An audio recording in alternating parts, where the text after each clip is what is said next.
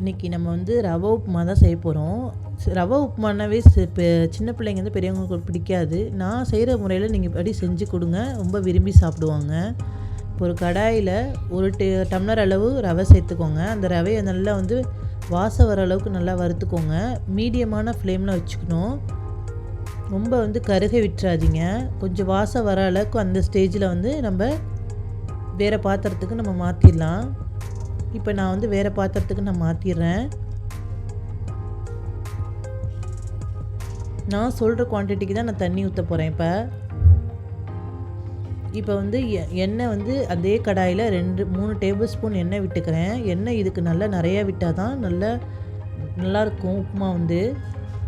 1 teaspoon அளவு கடுகு உளுந்து நல்லா போட்டு பொரிச்சிக்கலாம். அதே டீஸ்பூன் அளவு சீரகமும் ஒரு சின்ன துண்டு இஞ்சி நல்லா பொடிசாக கட் பண்ணி சேர்த்து இதையும் நல்லா பொரிஞ்சு வந்ததுக்கப்புறம் வெங்காயம், ஒரு பெரிய சைஸ் வெங்காயம் பொடிசாக கட் பண்ணி சேர்த்துருக்கேன். இது வதங்கிறதுக்கு தேவையான உப்பு விட்டு 2 பச்சை மிளகா கீரி போட்டு நல்லா வதக்கி எடுத்துக்கோங்க. ஒரு கொத்து கருவேப்பிலை சேர்த்துருக்கேன்.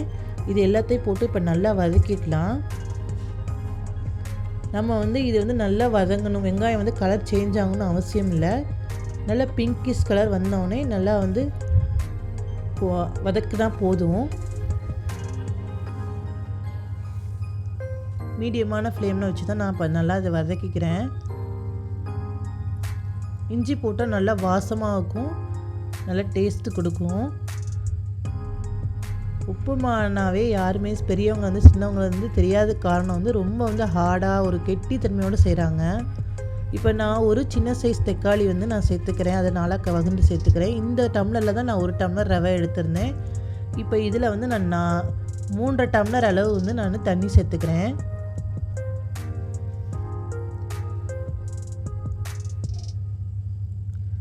இப்போ நமக்கு இந்த தண்ணியில் குடிச்சு பார்த்து நமக்கு தேவையான அளவு உப்பு விட்டுக்கோங்க. நான் இப்போ புதுசாக கட் பண்ண கொத்தமல்லி இது எல்லாத்தையும் நல்லா மிக்ஸ் பண்ணி விட்டு இப்போ மூடி போட்டு மூடி நல்லா வந்து கொதிக்க விடணும்.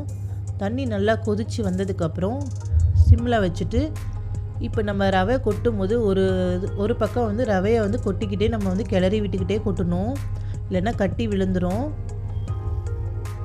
இதே மாதிரியே கொட்டிக்கிட்டே கிளறி விடுங்க. கிளறி விட்டு மீடியமான ஃப்ளேமில் போட்டு மூடி விடுங்க. இடையில கொஞ்சம் வந்து ஓப்பன் பண்ணி கிண்டி விடுங்க. எப்போவுமே ரவை உப்புமா வந்து கொஞ்சம் தளதளன்னு தான் இருக்கணும். ரொம்ப கெட்டியாகவும் ஹார்டாகவும் இருக்கக்கூடாது, சாப்பிட்றதுக்கு நல்லா இருக்காது. பாருங்கள், இந்த பதத்துக்கு கொஞ்சம் தளதளன்னு இருந்தால் தான் குழந்தைங்களோ பெரியவங்களோ சாப்பிட்றதுக்கு நல்லாயிருக்கும்.